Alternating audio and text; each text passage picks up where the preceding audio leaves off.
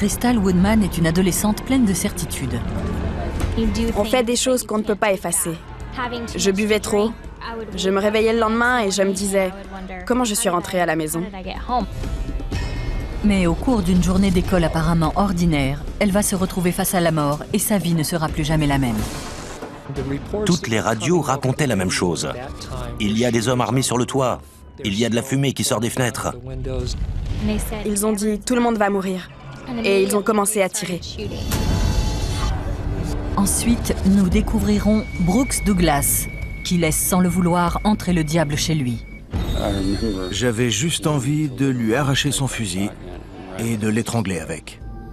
Et il ne trouvera la paix que lorsqu'il affrontera de nouveau le responsable, des années plus tard.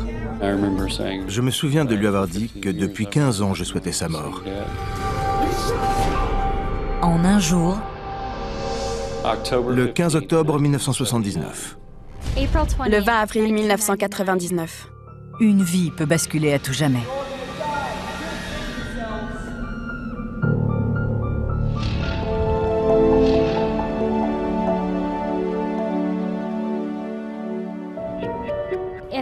À 16 ans, je n'imaginais pas une seule seconde que je pourrais cesser de vivre ou qu'il n'y aurait peut-être pas de lendemain.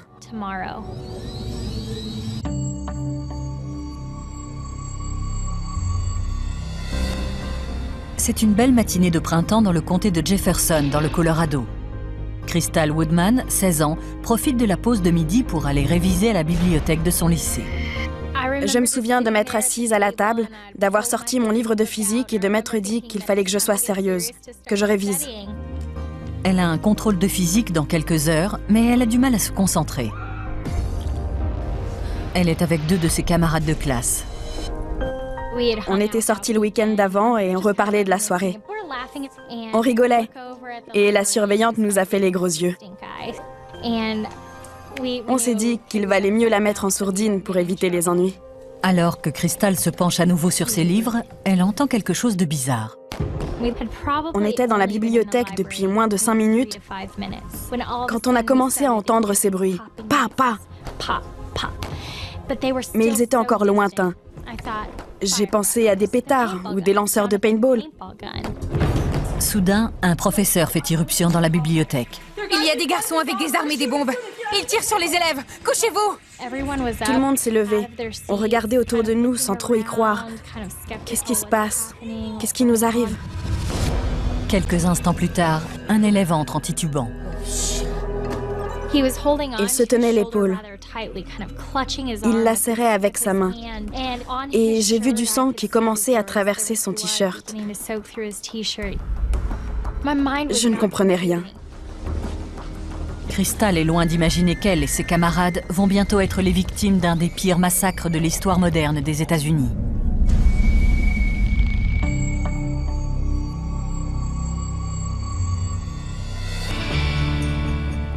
Nous sommes en 1999.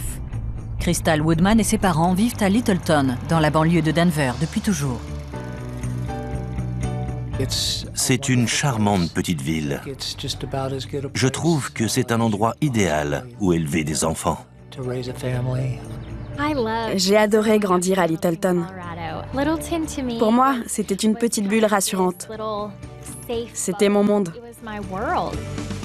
Et Crystal est sûre de vouloir rester à Littleton toute sa vie. Littleton, c'était chez moi. Je n'imaginais pas en partir un jour. C'est aussi son père, Tom, qui la retient ici.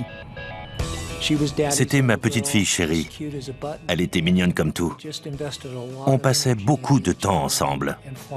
On était très très proches. J'ai vraiment un lien unique avec mon père. On a passé beaucoup de temps tous les deux et j'ai encore énormément besoin de lui. Et tout naturellement, Crystal souhaite de tout cœur être à la hauteur des attentes de son père. C'était important pour moi d'être une petite fille sage. Je voulais que mes parents soient contents. Et je voulais être quelqu'un dont ils puissent être fiers. Mais la situation change quand Crystal entre au lycée. J'avais envie d'être plus appréciée, plus jolie, mieux habillée. J'avais envie de faire partie des gens cool. Et cela implique pour Crystal de faire des choses que son père n'approuverait pas forcément. J'ai commencé à boire et à faire la fête parce que quand je regardais autour de moi, c'était ce que les gens cool faisaient. À la fin de son année de seconde, sa nouvelle vie commence à échapper à tout contrôle. On fait des choses qu'on ne peut pas effacer. Certains soirs, je buvais trop, je prenais ma voiture et je rentrais chez moi. Ça m'est arrivé plusieurs fois. Je me réveillais le lendemain, je voyais ma voiture dehors et je me disais « Comment je suis rentrée à la maison ?» Je n'en avais aucun souvenir. Crystal prend soin de ne rien laisser paraître de sa vie mouvementée à son père. J'ai remarqué qu'elle faisait des choses qu'elle ne voulait surtout pas que je sache. Elle se sentait coupable à cause des choix qu'elle commençait à faire. Et elle n'en parlait pas. Tous les week-ends, je sortais et je faisais la fête. Je me croyais invincible. Je pensais que rien ne pourrait m'atteindre. J'ai la belle vie, je vais vivre éternellement. J'ai des tas de projets et l'avenir me sourit. Mais les événements qui sont sur le point de se produire au lycée Columbine vont à jamais changer l'avenir de Crystal Woodman.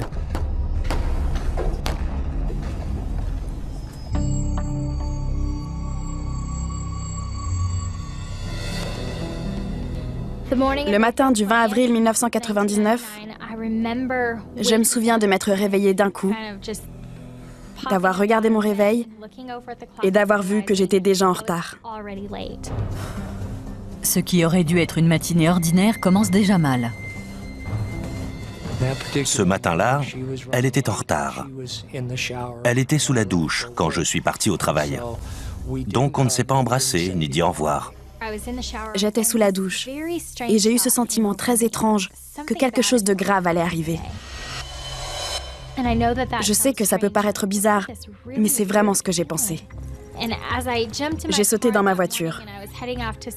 En roulant vers le lycée, je me suis aperçue que j'avais oublié de réviser pour un contrôle de physique très important l'après-midi même. Et si Crystal ne réussit pas cet examen, elle risque le redoublement. J'ai passé en revue l'emploi du temps de ma journée et j'ai compris que la pause de midi serait le seul moment où je pourrais réviser. Donc je savais que j'irais à la bibliothèque cet après-midi-là.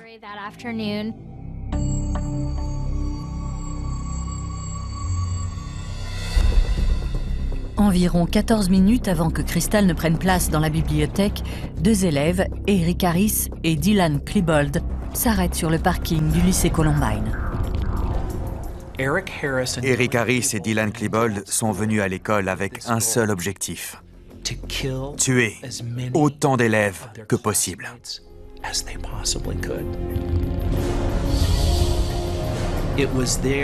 Ils voulaient poser des bombes dans la cafétéria. Et au milieu de la confusion, tirer sur les élèves en train de s'enfuir. Mais comme les bombes n'explosent pas comme prévu, Eric et Dylan s'emparent de leurs armes et passent à l'action.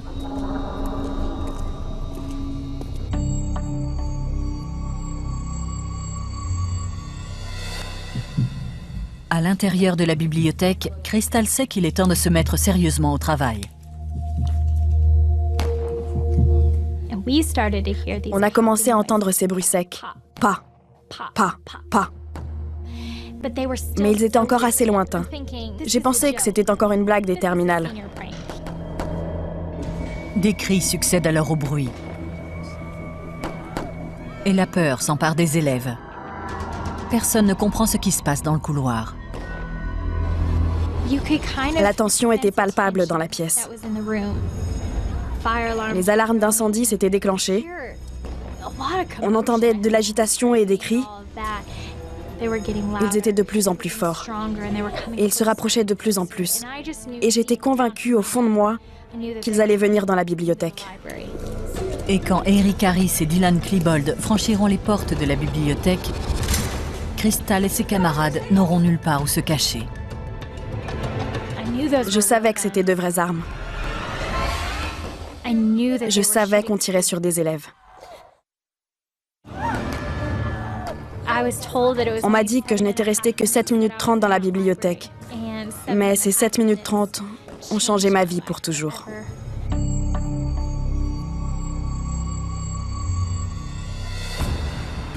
Eric Harris et Dylan Klebold viennent d'entamer leur effroyable tuerie au lycée Columbine. Plusieurs élèves ont déjà été touchés, mais le pire reste à venir. Il était environ 11h20 quand on a appris qu'il se passait quelque chose au lycée Columbine. La police et les secours des 4 coins du comté se précipitent sur place. Quand je suis arrivé, c'était le chaos. La police était en train d'installer des périmètres de sécurité. Des enfants criaient et sortaient en courant du lycée. On entendait des coups de feu et de la fumée s'échappait du bâtiment. La nouvelle se propage en ville et dans le monde entier presque instantanément. J'étais en train de travailler quand tout à coup, la radio de la police est devenue folle. On a entendu qu'une fusillade avait probablement eu lieu au lycée Columbine. On ne comprenait pas vraiment ce qui se passait. J'ai reçu un appel de mon frère et il m'a dit « Il se passe quelque chose à l'école.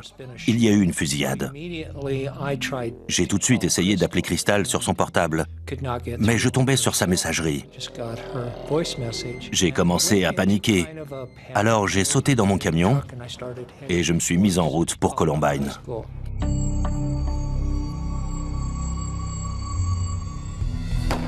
À l'intérieur de la bibliothèque, Crystal et ses camarades savent que quelque chose de terrible va arriver. Ces bruits que j'avais entendus au loin se rapprochaient. Et je savais au fond de moi qu'ils se dirigeaient vers la bibliothèque. À ce stade, il était trop tard pour s'enfuir où que ce soit. Il était trop tard pour chercher une solution. Crystal et les autres élèves ne peuvent que se réfugier sous les tables, attendre et prier. Je respirais mal. J'étais effrayée. J'avais l'impression que mon cœur allait exploser. J'avais très peur. Je ne savais pas ce qui allait se passer. À 11h29, Eric Harris et Dylan Klebold entrent dans la bibliothèque, armés d'énormes fusils et de bombes artisanales. Je tournais le dos à la porte. Je ne voyais pas les garçons. Je ne voyais pas ce qu'ils portaient. Je n'entendais que leur voix. « Tout le monde debout! Ne restez pas sous les tables !» Bien sûr, on ne l'a pas fait. On n'a pas bougé de là où on était, car c'était la seule protection qu'on avait. Et ils ont ajouté « Pas de problème, on va faire sauter la bibliothèque. Tout le monde va mourir. » Et juste après, ils ont commencé à tirer. Et ensuite, c'est le chaos. On entendait les vitres se briser et des balles fuser. On avait l'impression que le sol tremblait sous nos pieds. L'air s'est rempli d'une fumée vraiment âcre.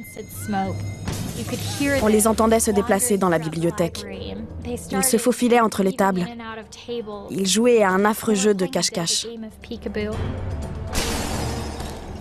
Eric Harris et Dylan Klebold progressent dans la bibliothèque et interpellent les élèves. J'entendais leur voix. Leur ton était glacial. Ils regardaient sous une table, ils prenaient des élèves à partie et ils les menaçaient. À qui le tour? Qui veut mourir? On attend ce moment depuis toujours. C'est pour toutes les fois où vous vous êtes payé notre tête. Après chaque coup de feu, ils se rapprochent un peu plus de la table de cristal. Ils sont arrivés au niveau de notre table en dernier. Et je me disais, c'est moi la prochaine. Je suis leur prochaine victime. J'étais là. Qu'est-ce que ça va faire de recevoir une balle? Qu'est-ce que ça fait de mourir? Sentant que la fin est peut-être proche, un des camarades de Crystal a une parole qui changera à jamais le cours de son existence, si elle s'en sort vivante. Il a murmuré à mon oreille, « Crystal, je te promets que je prendrai la balle à ta place. » C'est ce qui m'a poussée à implorer Dieu. « Dieu, si tu existes, sors-moi de la vivante et je te consacrerai ma vie. J'arrêterai de faire la fête et toutes ces bêtises.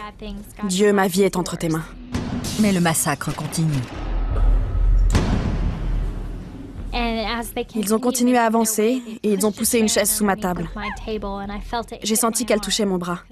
Je leur tournais le dos et puis ils se sont mis devant ma table. Leurs bottes étaient à quelques centimètres de ma tête. Crystal est convaincue que sa dernière heure est arrivée. J'attendais qu'une balle vienne mettre fin à ma vie. J'attendais cette douleur dans mon corps. Mais en un instant, le pire est évité. Mais ce n'est jamais arrivé. Jamais. J'ai rouvert les yeux en me demandant ce qui se passait. Ils étaient en train de dire qu'ils n'avaient plus de munitions et qu'ils devaient recharger leurs armes. Pendant un court moment, j'ai pu respirer à nouveau. Jusque-là, j'étais vivante. C'est un coup du sort inespéré. Ils avaient laissé leurs munitions ailleurs dans l'école, à côté de la bibliothèque. Ils ont dit qu'ils allaient recharger leurs armes, mais ils ont bien insisté sur le fait qu'ils allaient revenir et finir le travail qu'ils avaient commencé, tuer ceux qui restaient. Les prières de Crystal ont été exaucées. Quand les garçons sont partis, on a su qu'il fallait saisir cette occasion pour s'enfuir. Crystal et ses amis se précipitent hors du lycée et se dirigent vers les voitures de police amassées dehors. C'était la confusion totale. Les enfants sortaient en courant, ils criaient, ils pleuraient. Ils disaient « Il y a tellement de sang !» Crystal a survécu à un des pires massacres de l'histoire des États-Unis. Mais la route est encore longue. La personne que j'étais avant d'entrer au lycée ce matin-là n'était plus la même que celle qui venait d'en ressortir. On aurait dit un champ de bataille. Il y avait du sang partout. C'était un spectacle horrible.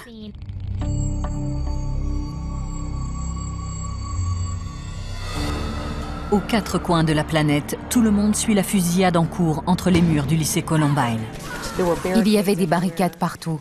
Il y avait des groupes d'intervention déployés, des snipers sur le toit, des policiers partout. Il y avait des enfants penchés aux fenêtres, prêts à sauter. Ils ne savaient pas comment sortir, ils ne savaient pas où aller, ils ne comprenaient pas ce qui se passait. Certains élèves, comme Crystal Woodman, ont réussi à s'enfuir. On leur disait de s'enfuir. C'était la panique. C'était affreux. À 40 km de là, le père de Crystal est fou d'inquiétude. Il fallait que je trouve Crystal, que je sache ce qui se passe. Je n'arrivais pas à la joindre sur son téléphone, donc je n'avais pas d'autre choix que d'aller la chercher, d'aller sur place. Et je me suis mis en route pour le lycée. J'étais paniquée. Mes parents croient que je suis morte. Il fallait absolument que je leur dise que j'allais bien. Mais toutes les lignes étaient occupées. Impossible de passer un coup de fil, impossible d'avoir une tonalité. Mais j'ai insisté et j'ai fini par réussir à joindre mon père. Mon téléphone a sonné. C'était Crystal. J'ai tout de suite fondu en larmes en entendant sa voix. Je lui ai dit « Papa, où étais-tu? Pourquoi tu ne m'as pas protégée ?» Je ne sais même pas pourquoi je lui ai dit ça. C'est sans doute ce qu'un père peut entendre de plus dur. Mon innocence a volé en éclats. 1h30 plus tard, Crystal et son père sont enfin réunis. Je me souviens juste de l'avoir prise dans mes bras. Je voulais que ce moment dure toujours. J'étais tellement heureuse que mon père me serre à nouveau dans ses bras. Mais d'autres familles n'auront pas cette chance. Au total, 12 élèves et un professeur ont été tués de sang-froid et 24 autres personnes sont blessées. Après 58 minutes de terreur, Eric Harris et Dylan Klebold se donnent la mort dans la bibliothèque où gisent 10 de leurs victimes. Ils ont choisi la solution de facilité. Ils ont tué ces personnes pleines de vie, pleines d'avenir. Et puis ils se sont donné la mort comme des lâches. Dans les jours qui suivent, Crystal s'enfonce peu à peu dans la dépression. Tout mon monde s'était écroulé. J'allais aux enterrements jour après jour. Et j'aurais vraiment voulu être à la place des élèves qui étaient morts ce jour-là. J'étais incapable de sourire, incapable de rire. Sinon, j'aurais eu l'impression de trahir les vies qui avaient été perdues. Je me sentais coupable d'être vivante. Après des mois de désespoir, Crystal se rappelle la promesse qu'elle a faite à Dieu de changer de vie quand elle était sous la table de la bibliothèque. J'avais eu une chance inouïe. Renoncer à la vie, c'était choisir la mort. C'était donner raison à ces deux garçons. Elle décide de quitter l'endroit où elle a passé toute sa vie et de partir à la découverte du monde au-delà de Littleton. J'ai eu la possibilité de voyager partout. J'ai vécu au Honduras, au Salvador, en Afrique, en Indonésie, à Beslan, en Russie. J'ai compris que ce que j'avais vécu avait duré 7 minutes 30, mais qu'il y a des tragédies qui ne s'arrêtent jamais. Des tragédies qui durent 24 heures sur 24. Et j'ai compris que c'était ce que je voulais faire de ma vie. Je voulais passer ma vie à aider les autres. Je pense que ce qui a été déterminant pour Crystal, ça a été de comprendre qu'elle pouvait être porteuse d'espoir, qu'elle pouvait œuvrer pour le changement. Elle a compris que ce qui s'était passé à Columbine ne lui était pas seulement arrivé à elle. C'était arrivé au monde entier.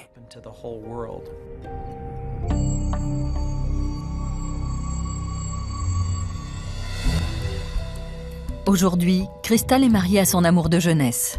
Ils vivent à Oklahoma City avec leur petite fille. Pete est tout pour moi. C'est mon meilleur ami. Je suis très heureuse de partager sa vie et de pouvoir élever une famille avec lui. Et ils ne seraient peut-être jamais tombés amoureux s'ils n'avaient pas eu ce lien unique. J'ai un cousin éloigné qui était lui aussi à Columbine pendant la fusillade. Je suis allé vers elle et on a commencé à en discuter. Et ça nous a vraiment rapprochés. Crystal Woodman a dû survivre à une tragédie nationale pour devenir la femme qu'elle est aujourd'hui. Mais dans l'Oklahoma, Brooks Douglas devra non seulement survivre à une tragédie, mais également affronter l'homme qui en est responsable pour être vraiment libre. J'avais l'impression d'avoir eu un poids sur la poitrine, que quelqu'un me l'avait enlevé, et que tout à coup je pouvais respirer. J'en avais presque le tournis. C'était une révélation. La colère était comme un poison en moi. Elle contaminait tout ce que je faisais. Je sais la direction que j'étais en train de prendre avant cette rencontre, et c'était une mauvaise pente.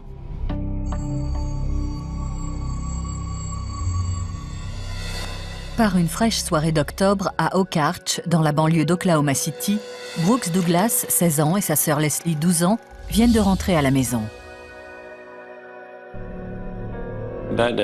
La journée avait commencé normalement. Je suis allé à l'école, et après l'école, on est allé à l'église. C'était la routine pour nous. Et je me rappelle que mon père avait dit « Vous devez rentrer directement à la maison, car maman prépare le dîner. » Quand on est rentré à la maison, ma mère cuisinait et mon père regardait la télévision. J'ai rejoint ma mère dans la cuisine et je lui ai raconté ma journée. Mais la paisible soirée de la famille Douglas va prendre une tournure dramatique.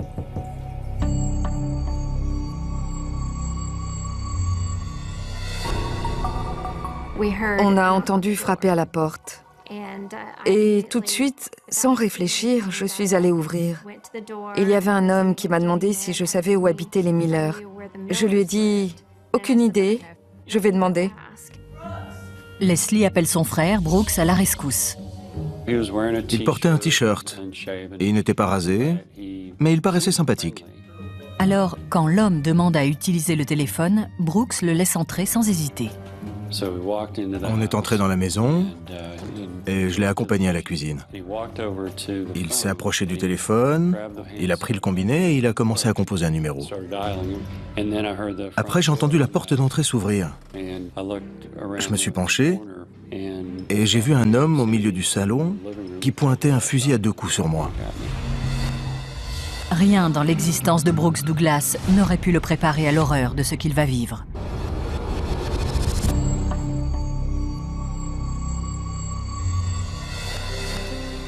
À 16 ans, Brooks est déjà bien parti pour réussir dans la vie. Brooks a toujours voulu devenir chef d'entreprise. Il voulait gagner de l'argent. Il était très ambitieux et il voulait accomplir de grandes choses dans la vie. Et cela n'a rien d'étonnant quand on a pour modèle un père comme Richard. Mon père était pasteur à Oklahoma City. Il était très respecté et très apprécié des habitants. C'était un homme prévenant et un père très aimant. Il se souciait sincèrement des autres. Marilyn, la mère de Brooks, est également une figure très appréciée. Ma mère adorait chanter. Elle jouait très bien du piano. C'était une personne très douce, une épouse attentionnée, toujours aux côtés de mon père. Elle était très belle, et elle faisait partie du cœur. L'Église occupait une place centrale dans notre vie. À l'église, on apprend qu'il faut toujours aider ceux qui en ont besoin. Et c'est exactement ce que Brooks et sa sœur cadette Leslie pensent être en train de faire quand un homme frappe à leur porte ce lundi soir.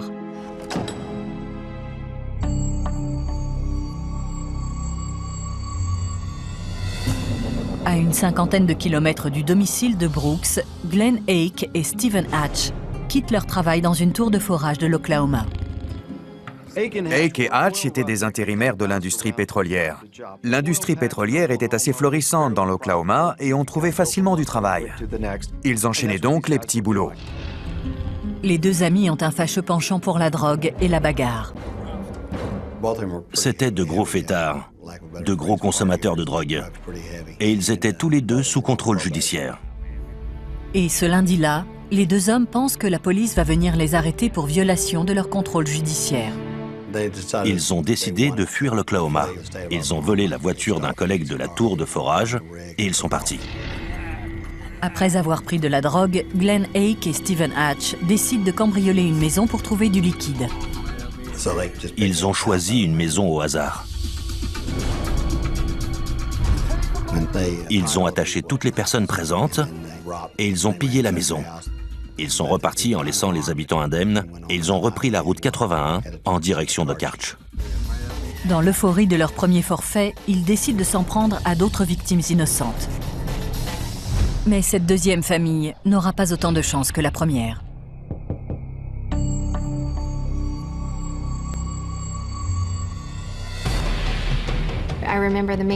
Je revois l'homme entrer avec un fusil et ma mère dire « Qu'est-ce que vous faites? Pourquoi faites-vous ça ?» Et il n'arrêtait pas de répéter « Vous savez très bien ce qu'on veut. » Glenn Ake et Stephen Hatch obligent toute la famille à aller dans le salon. Il a demandé si on avait de l'argent dans la maison. Et bien sûr, on a dit que non, on n'avait rien. Il nous a tous fait allonger sur le sol du salon. Il nous a attachés les mains dans le dos et les pieds.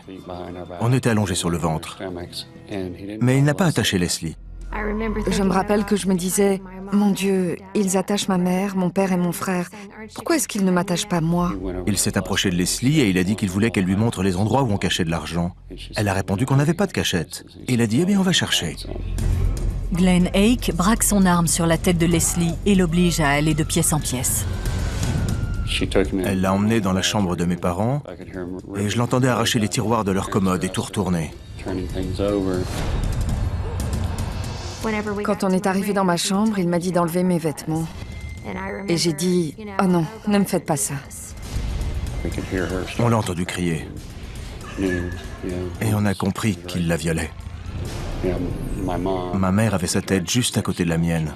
Elle s'est mise à sangloter.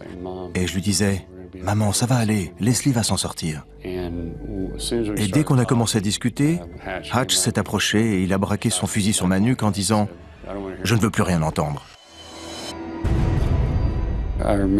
Je me rappelle que j'avais juste envie de lui arracher son fusil et de l'étrangler avec. C'était totalement inconcevable pour moi qu'on puisse être aussi cruel. Brooks et ses parents ne peuvent rien faire pour aider Leslie.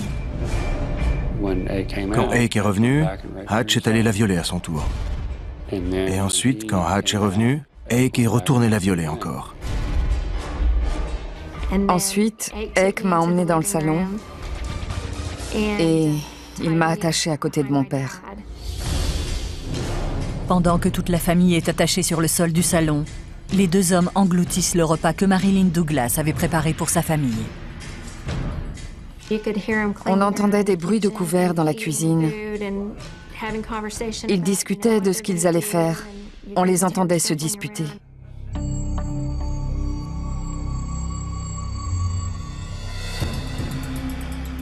Ake et Hatch retournent dans le salon et Marilyn Douglas les supplie de leur laisser la vie sauve.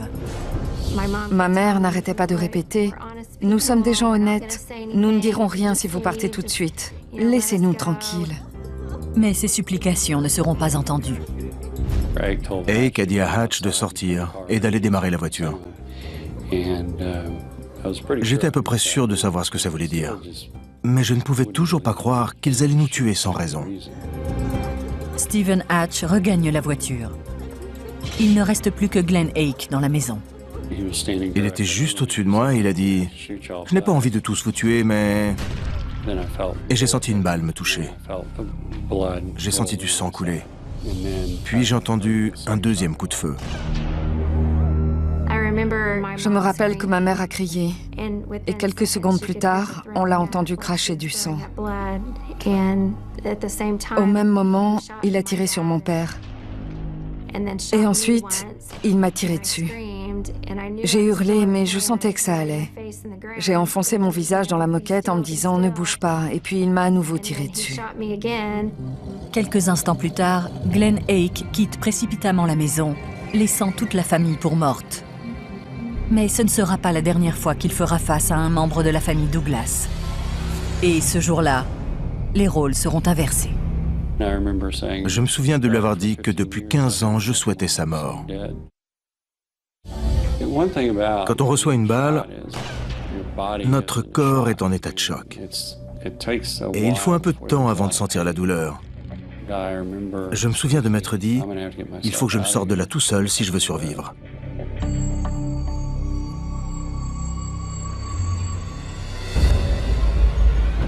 Deux intrus armés viennent de tirer sur Brooks Douglas et sa famille dans leur maison de la banlieue d'Oklahoma City.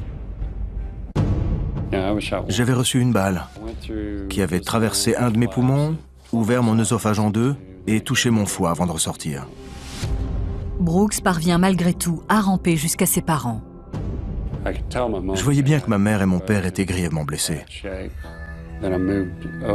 Alors je me suis tourné vers Leslie et elle paraissait moins mal en point qu'eux. Bien qu'elle ait reçu 2 balles, une dans le bas de l'abdomen et l'autre dans le dos, Leslie parvient à desserrer ses liens. Je lui ai dit d'aller chercher un couteau et de me détacher. Ensuite, j'ai essayé de détacher ma mère et j'ai fini par lui enlever ses liens avec les dents. Je me suis approché de son visage et je lui ai dit « Maman, tu es détachée ». Elle m'a regardé une dernière fois et sa tête est tombée. Ensuite, je suis allé voir mon père, je l'ai regardé dans les yeux et je lui ai dit « Papa, maman est morte ». Et il n'a plus dit grand-chose après ça. J'ai compris que je ne pouvais plus rien faire pour lui. À ce moment-là, Leslie revient dans le salon. Je l'ai vue arriver avec un couteau dans les mains et elle m'a détaché. Je me suis approchée de mon frère et il m'a dit qu'il fallait qu'on parte chercher de l'aide. On était dans un tel état de panique qu'on ne s'est pas arrêté un seul instant. Il fallait qu'on trouve de l'aide. Brooks attrape les clés de sa voiture. Les voisins les plus proches sont à plusieurs kilomètres. J'ai ouvert la porte d'entrée et la voiture des assassins avait disparu. J'ai empoigné Leslie et je l'ai fait monter dans ma voiture. J'ai roulé aussi vite que je pouvais jusqu'à la maison d'un médecin qui était un ami à nous. Dès leur arrivée au domicile de leurs voisins, Brooks et Leslie sont emmenés d'urgence à l'hôpital.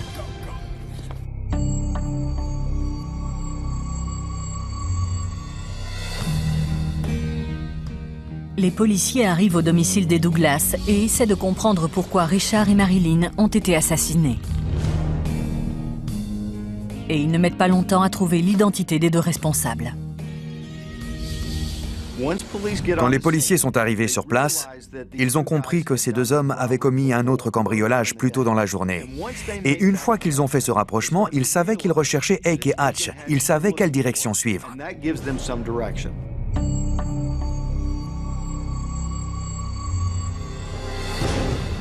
Pendant que Brooks et Leslie se remettent de leurs blessures, Glenn Ake et Stephen Hatch poursuivent leur folie meurtrière 1 mois et demi durant.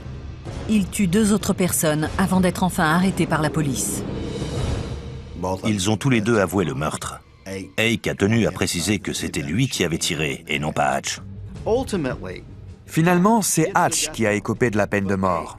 Et Ake, qui avait tiré et tué les parents, a été condamné à la réclusion à perpétuité. La condamnation de Glenn Ake à la perpétuité et non à la peine capitale provoque la colère de Brooks et Leslie, qui doivent désormais se reconstruire séparément. Brooks a suivi son chemin et moi le mien. Il était en terminale et il s'est installé avec des amis. Moi, j'ai emménagé chez mes cousins à Lindsay, dans l'Oklahoma. La vie de Brooks avait brutalement basculé. La veille encore, il avait une famille merveilleuse. Et tout à coup, il se retrouvait seul à essayer de comprendre ce qui lui était arrivé. Il était vraiment perdu à l'époque. Et au cours des années suivantes, Brooks tente de gérer la colère qui l'habite après ce qui est arrivé à sa famille. J'étais de plus en plus en colère contre le système. Je faisais bonne figure, mais en réalité, tout s'écroulait autour de moi. Car en réalité, je combattais toujours mes démons. À l'âge de 26 ans, Brooks décide d'affronter ses démons en se présentant aux élections sénatoriales dans l'Oklahoma. Contre toute attente, Brooks parvient à se reprendre en main. Il retourne à l'école et fait de bonnes études.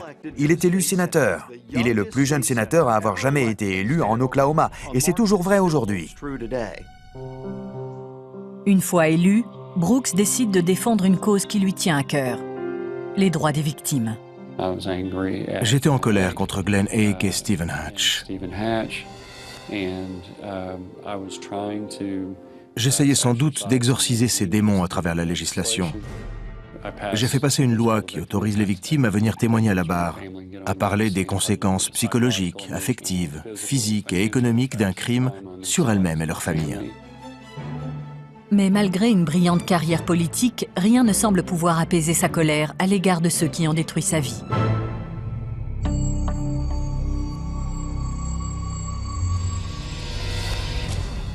En février 1995, Brooks visite une maison correctionnelle dans le cadre de ses fonctions. Mais ce n'est pas n'importe quelle prison. C'est l'endroit où Glenn Hake purge sa peine de prison à perpétuité. Tout ce que je savais, c'est que Glenn Hake était emprisonné là. Je pouvais me retrouver nez à nez avec lui à tout instant, et ce n'était pas bon. Mais Brooks comprend alors que c'est exactement ce qu'il veut. Je me souviens de m'être dit que je voulais me retrouver dans la même pièce que cet homme. Je voulais avoir une chance de me retrouver face à lui. Brooks demande au surveillant s'il peut avoir un entretien en privé avec Glenn Hake. 2 heures plus tard, j'entrais dans une pièce où il se trouvait. J'étais prêt à tout. Brooks se retrouve pour la 2e fois de sa vie face à l'homme qui lui a tout pris. Je me souviens de lui avoir dit que depuis 15 ans, je souhaitais sa mort. J'essayais de le provoquer et d'aiguiser ma colère. Mais la réaction de Glenn Hake le prend complètement au dépourvu. Il essuyait ses larmes.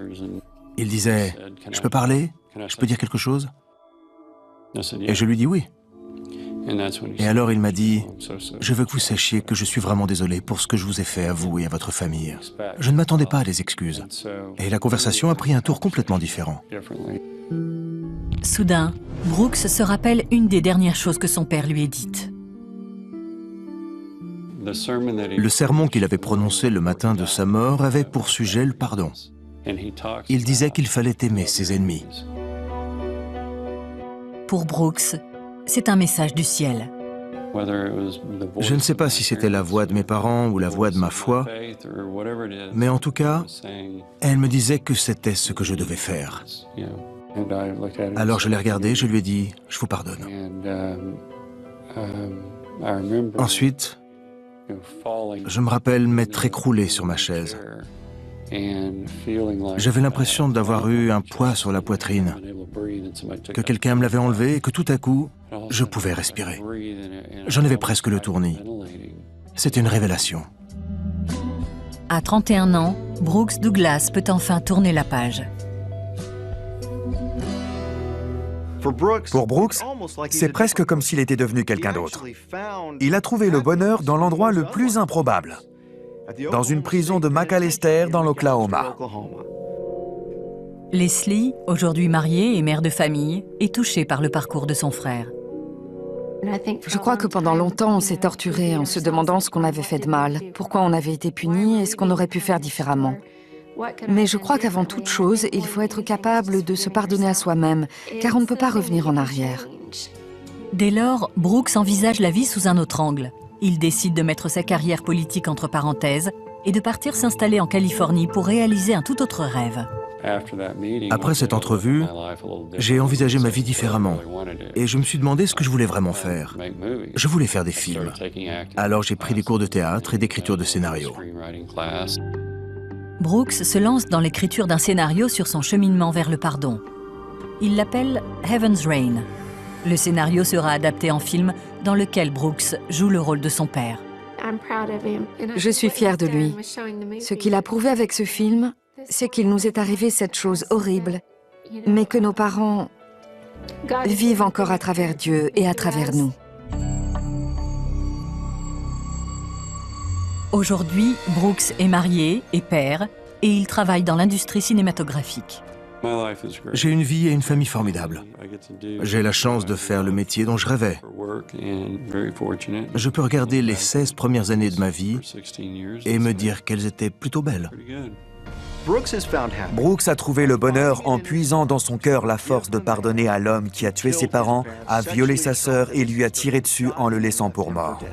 S'il a réussi à lui pardonner, ça veut dire qu'on est peut-être tous capables de pardonner à ceux qui nous ont fait du tort.